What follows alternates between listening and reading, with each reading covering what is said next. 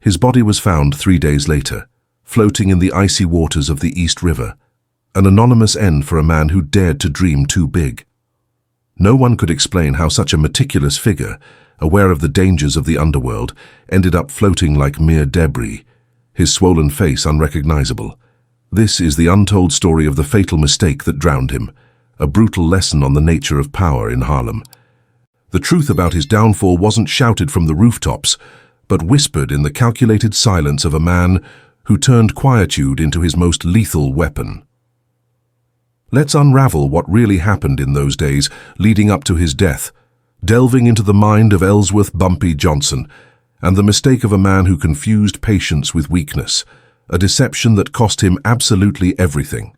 The story serves as a grim map to the heart of Bumpy's empire, where loyalty was the only law and betrayal was a final sentence.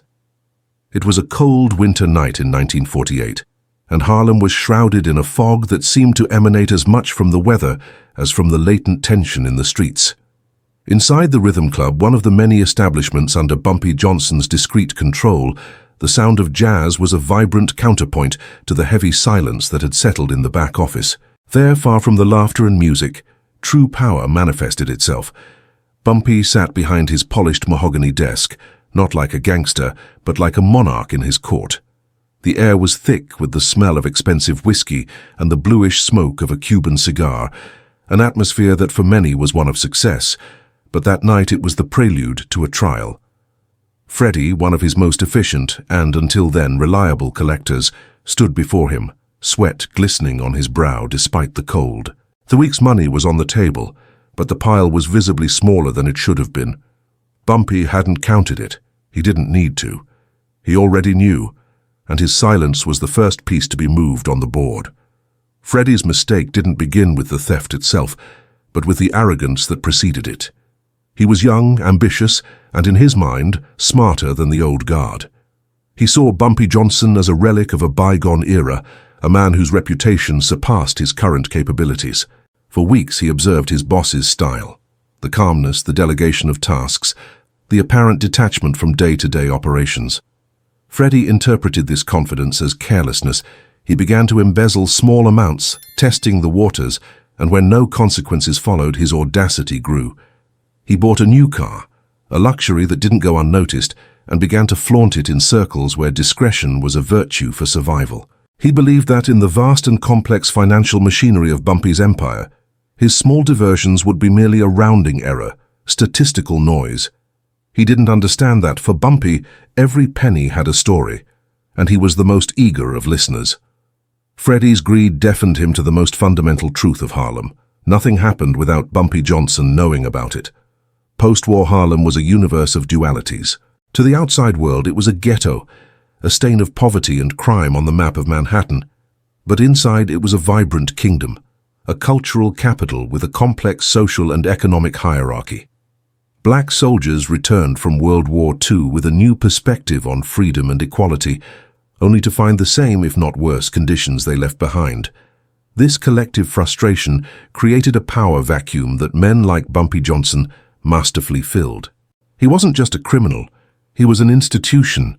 He was the bank that lent money when official banks refused, the judge who resolved disputes that would never reach a court, and the protector who ensured that local merchants were not exploited by outsiders. His authority was not sanctioned by the state, but by the ordinary people of Harlem, who saw him as a twisted but effective form of justice and order. He understood that lasting power was not based solely on fear, but on a symbiosis with the community he governed. To maintain this delicate balance, Bumpy Johnson built one of the most sophisticated information networks in New York. His intelligence didn't come from paid underworld informants, but from the very fabric of Harlem. The shoeshine boy on the corner of 125th Street, the waitress serving coffee at the diner, the newsboy shouting the day's headlines. All were his eyes and ears. This loyalty wasn't coerced. It was cultivated. Bumpy ensured the shoeshine boy's grandmother had coal for the winter, that the waitress's son got a spot in a summer program. He invested in people, and they repaid him with the only currency he truly valued, pure, unfiltered information. When Freddie started spending money he didn't have, the news traveled through this invisible network, rising from whispers in bars to conversations in barbershops, until it inevitably reached Bumpy's ears. He didn't need an accountant to find the discrepancy. The community itself had reported the betrayal long before that fateful night at the Rhythm Club. The figure of Ellsworth Bumpy Johnson was a study in contrasts. Publicly, he was a patron of the arts, a regular at jazz clubs and poetry readings, a man who could discuss the work of Langston Hughes with the same ease as he discussed the odds in a horse race. He dressed with sober elegance, his suits always impeccable, his shoes gleaming. This facade of a refined gentleman was not entirely a performance. He was genuinely an intellectual, a voracious reader of history, philosophy, and military strategy. In his apartment, Machiavelli and Sun Tzu shared shelf space with W.E.B. Du Bois. This intellectual depth was what fundamentally distinguished him from his rivals. While other gangsters saw the world as a series of confrontations to be won by force, Bumpy saw it as a large chessboard, where positioning, patience, and the ability to sacrifice a pawn to capture a queen were the keys to long-term victory. This chess-playing mentality defined his every move. He was a master of psychological warfare, understanding that the threat of violence was often more effective than violence itself. He projected a calmness that was deeply unsettling. In meetings with boisterous and expansive Italian mobsters, Bumpy's quietness dominated the room. His eyes, which seemed to register everything, and his economy of words forced others to fill the silence, often revealing more than they intended. He had learned that the man who controls the pace of the conversation controls the situation. His reputation was built on swift and terrible acts of retribution, but these acts were always a calculated response, never an impulsive reaction. He allowed minor transgressions to pass, not out of ignorance, but to observe a man's pattern of behavior, to give him enough rope to hang himself. It was a strategy that demanded ironclad patience and absolute confidence in his own judgment. Within his empire, Bumpy operated by a moral code that, though distorted by conventional standards, was absolute and unbreakable. Loyalty was the central pillar of his universe. He could forgive mistakes, lapses in judgment, and even financial losses. But betrayal was the cardinal sin, an offense that demanded complete eradication. He was known for his almost paternal generosity towards those loyal to him, paying medical expenses, funding their children's education, and ensuring their families never went hungry. This generosity, however, had a dark side. It created a debt that was not financial, but moral. By accepting his protection and patronage, his men entered into a pact. In exchange for security and prosperity, they owed him unquestionable loyalty. Breaking this pact was not merely an act of disloyalty, it was a violation of the very natural order of his world, an imbalance that needed to be corrected in an exemplary manner. Returning to that night at the Rhythm Club, Bumpy Johnson's silence was a vacuum that Freddie, in his growing panic, felt the need to fill. And he did so with lies. He began to weave an elaborate story about a police raid that forced him to drop the money, about a merchant who had become an informant, and about the need to act cautiously. Each word was a shovelful of dirt into his own grave. Bumpy listened, impassive, his head slightly tilted like a scholar analyzing a flawed text. He didn't interrupt him. He allowed Freddie to build his own verbal prison, brick by brick. Freddie's initial arrogance disintegrated, replaced by a sweaty despair. He didn't understand that this silence wasn't a space for him to explain himself, but a stage for him to expose himself. It was a final test of character, the last chance Bumpy gave him to confess, to show a glimpse of honor amidst his betrayal. And Freddie was failing spectacularly. The trap wasn't an ambush in a dark alley, it was a confrontation in a closed room, where the only weapons were words and the weight of truth. After Freddie had exhausted his repertoire of lies, Bumpy finally broke his silence. He didn't shout. He didn't accuse. He asked a simple, disarming question about Freddie's new car. He complimented it, asked about its performance, its color, its cost. Each question was calm, conversational. But to Freddie, each one sounded like a hammer blow to a coffin nail. He stammered, tried to give vague answers, but the precision of Bumpy's questions showed that he knew more than he was saying. The tension in the room became physical, a pressure on Freddy's chest. Bumpy then, with the same composure, began to deconstruct the lie about the police raid, mentioning the name of the sergeant on duty that night, a man on his payroll who hadn't reported any incident. Freddy's web unraveled thread by thread. The tipping point was reached when Bumpy, with surgical coldness, mentioned the name of Freddy's mistress and the expensive gift he had given him the previous week, a necklace bought with money belonging to the Empire. At that instant, pure and utter terror gripped Freddy's face. He understood with paralyzing clarity the extent of his boss's omniscience. He realized he wasn't being confronted with a robbery that had just been discovered, but with a betrayal that had been observed and documented for weeks. The office door was locked, but that wasn't the real prison. Freddy was trapped in Bumpy's web of information, a web from which there was no escape. The underestimation he felt for Bumpy transformed into reverential dread. He wasn't facing an aging gangster. He was facing a force of nature that he, in his folly, had tried to deceive.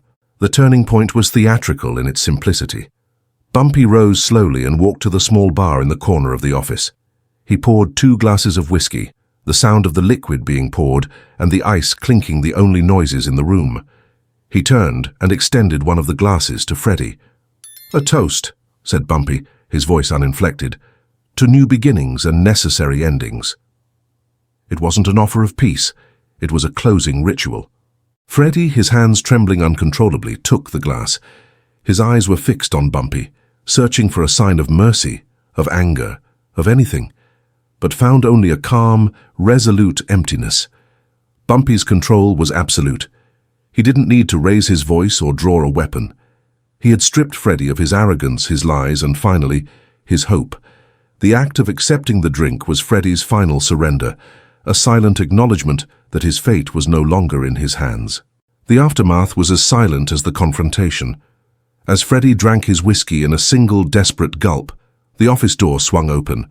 2 of Bumpy's most loyal men, who had been waiting in the hallway the entire time, entered the room. Their movements were efficient, devoid of emotion. There was no struggle, not a word exchanged.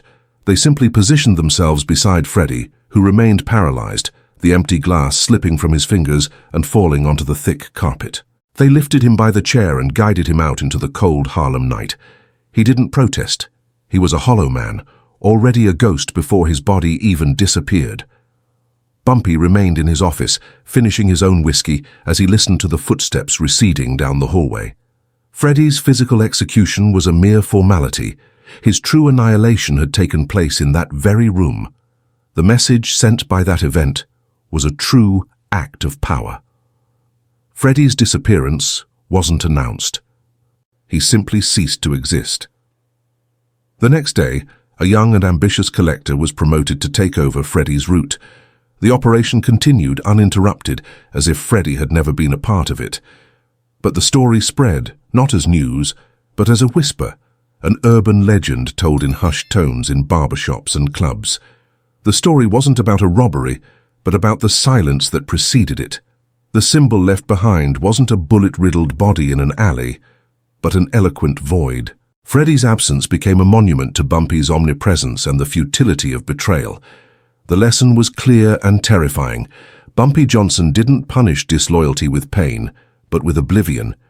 He could erase a man not only from life, but from the very history of Harlem. The historic impact of that night solidified the myth of Bumpy Johnson for the next decade. He set a precedent that would be remembered by all who operated in his shadow. Bumpy's silence was not a sign of weakness or ignorance, but the sound of a trap being set. This single event served as a more effective control mechanism than an army of henchmen. It instilled a kind of fear that went beyond the physical, a psychological fear of being considered insignificant, of simply being wiped off the board. The legend of the collector who disappeared into the night became one of the cornerstones of Bumpy's reign, a constant reminder that, in the dangerous game for control of Harlem, the most powerful move is often not seen nor heard, but felt in the spine of every player.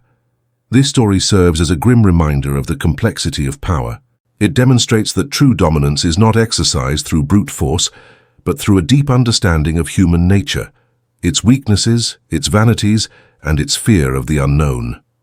Bumpy Johnson was not merely a crime boss, he was a master of psychology, and his greatest victory was not accumulating wealth, but controlling the narrative, transforming his own quietness into a force of nature. Freddy's story is not just about a man who died, it's about a principle that was established. In a world built on reputation, mistaking a king's calculated silence for weakness is not just a mistake, it's an act of abdicating one's own existence. The narrative of the underworld is written with the stories of those who were bold and those who were wise enough to know the difference. By delving into these annals, we discover that the most significant wars are rarely declared with a bang. They begin with a whisper, with a glance, with a silence that stretches on too long. The rise and fall of powerful men is an eternal cycle, and understanding the mistakes that precipitate the downfall is key to understanding the very nature of power.